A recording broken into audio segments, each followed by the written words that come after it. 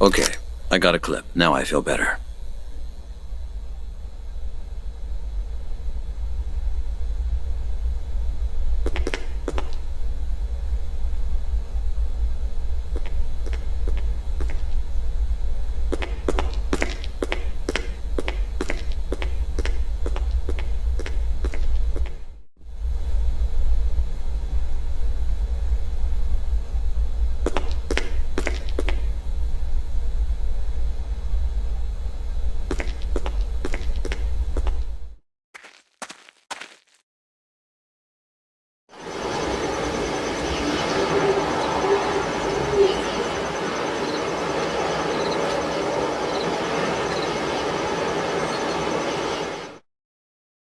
That's the watchtower. The girl from cell 2 was here.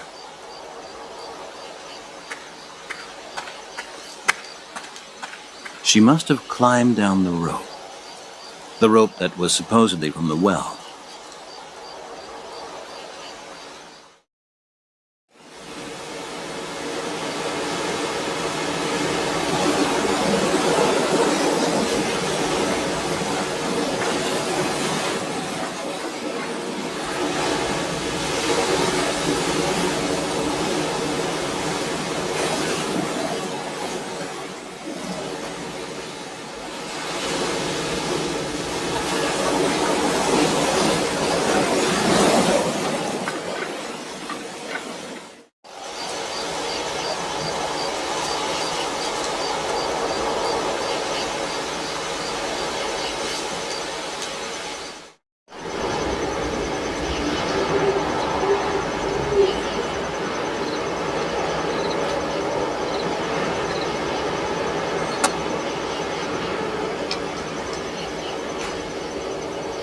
Damn it! Somebody's welded the door shut. Damn it, somebody's welded the door shut.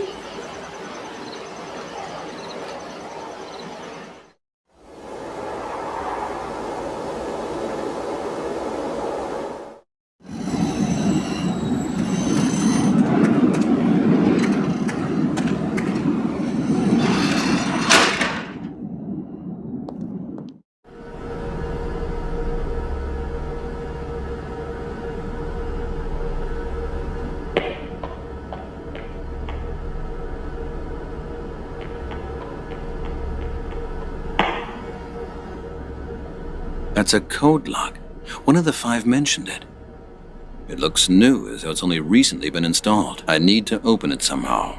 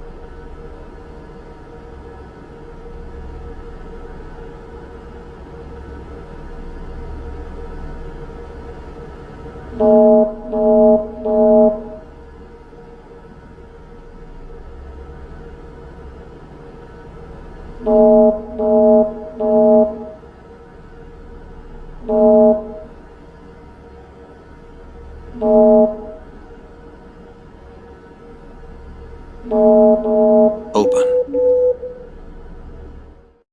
What's that? That looks like a surveillance monitoring room. There was no mention of this in the recollections. These machines are quite modern.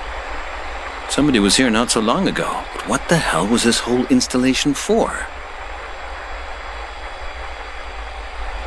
A server computer behind armored glass. The cables leading up through the ceiling. Looks like it might be networked to another computer. Tough armored glass. But there are some ventilation slots.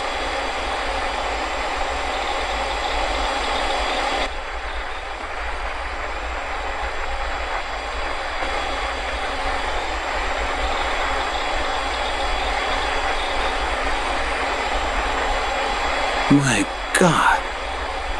hundreds of video cassettes here. Obviously, they must have recorded everything that went on here in these buildings. That could be the key to the kids' missing recollections. I've got to find out what happened to them all while they were here. They told me about the night when they were shooting in the building. And about the night where they sat at the computers. They must have recorded all of that.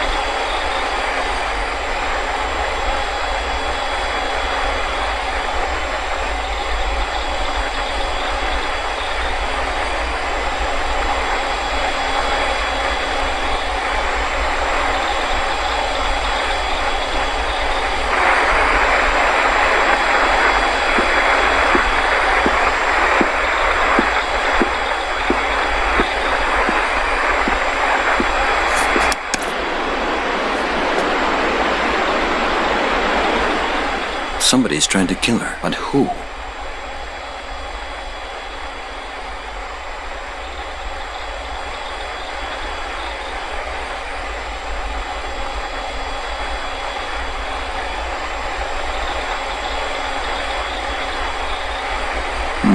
Nothing unusual. I need to look around some more.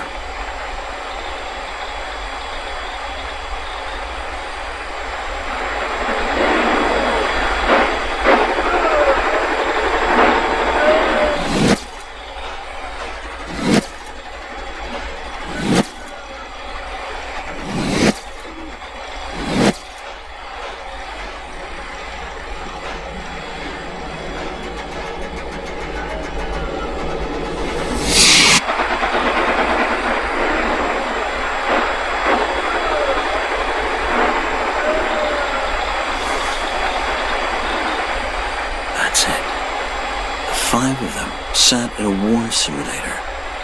The program must have had an influence on their minds. Strange. It reminds me of the simulator we were using back in the army. It looked very similar. The video shows the night there was a shooting here. That's the clip from the computer session that took place up in the land room. That has to be the door to the radio room the guy in cell 3 told me about.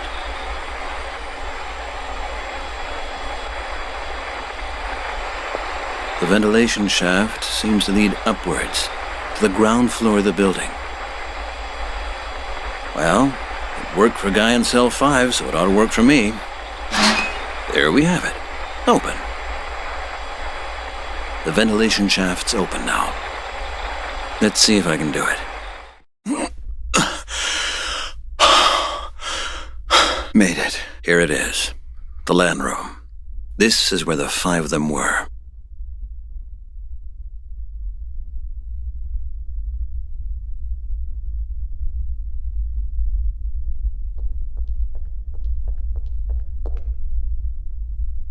That's coming with me. I think I just might be able to use it. Damn it. All of the PCs are wrecked.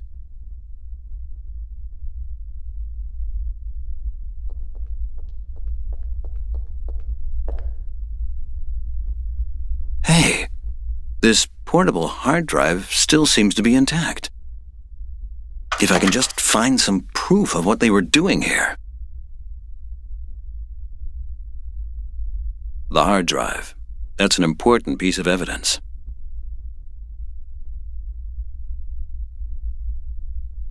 Somebody's done a real good job here. Locked.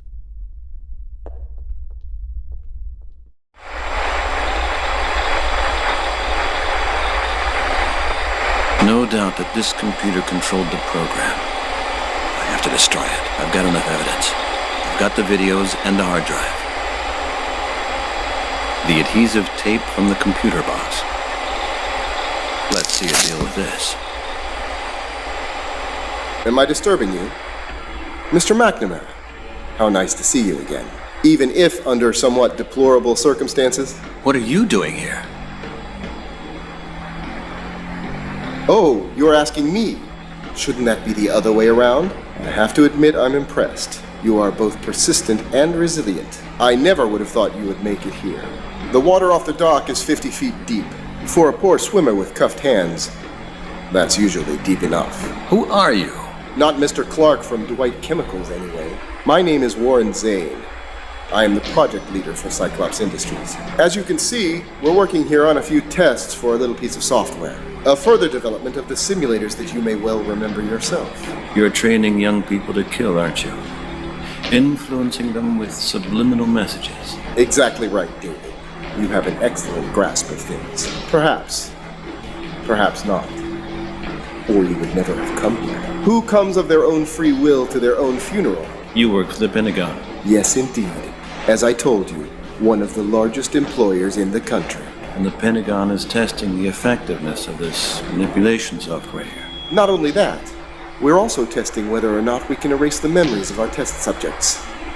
Dr. Young's chemical method has helped us immensely. However, as we know now, thanks to your work, we must improve it further still. We don't just want killers, David. We want killers who can also withstand interrogation. In today's unconventional wars, memories are a hindrance. He who remembers nothing tells nothing, and regrets nothing. So, your methods have failed and my investigations in Staten Island are proof. Ah, David, I believe you really are quite movingly naive. Your results are very interesting to us. Your work is going to help us improve Goliath. The next version will resist any psychiatrist. You can count on that. Why do you think we entrusted these cases to you in the first place? So I'm part of your experiment? But of course. You were already a part of the Forerunner experiments. Have you never asked yourself where your aggressive outburst came from? Of course you have. You mean my work on the simulator? Precisely. Sorry about your wife. We couldn't have known that our experiment would have caused such an unfortunate side effect. However, we find ourselves at war. And as you well know, in war, there are casualties. Which brings us to the unfortunate part of our conversation. I'm really very sorry, David. It's nothing personal.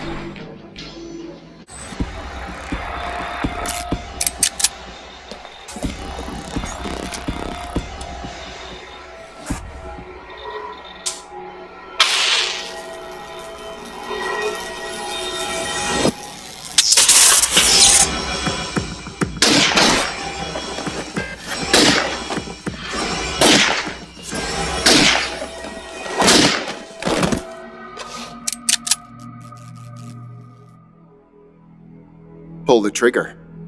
You're gonna disappoint me if you don't. You're a killer, Dave. You can't do anything else. Go on, do it. Like with your wife, David. Get it off your chest. You see, you wanted to do it. You're a success, Dave. Thanks for the help.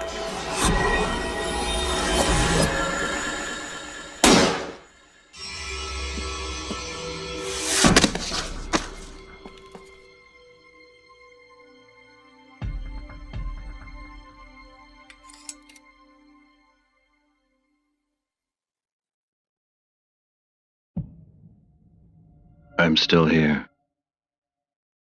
My eyes see. My ears hear. My head thinks. The other is dead. The world turns. When it clicks, almost silently. When it gets dark, you don't see who's flipped the switch. Time stops. Just a moment. The world keeps turning. With us. Without us. Cliff Mandrake, broker. Laura Fawcett, art student. Victoria Montgomery, model. Jonathan Bate, student. Ray Thornton, warehouse worker. David McNamara, psychiatrist.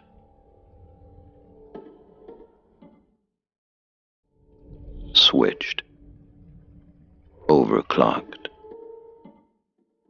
Darkened. I'm still here. My eyes see. I'm alone. At last.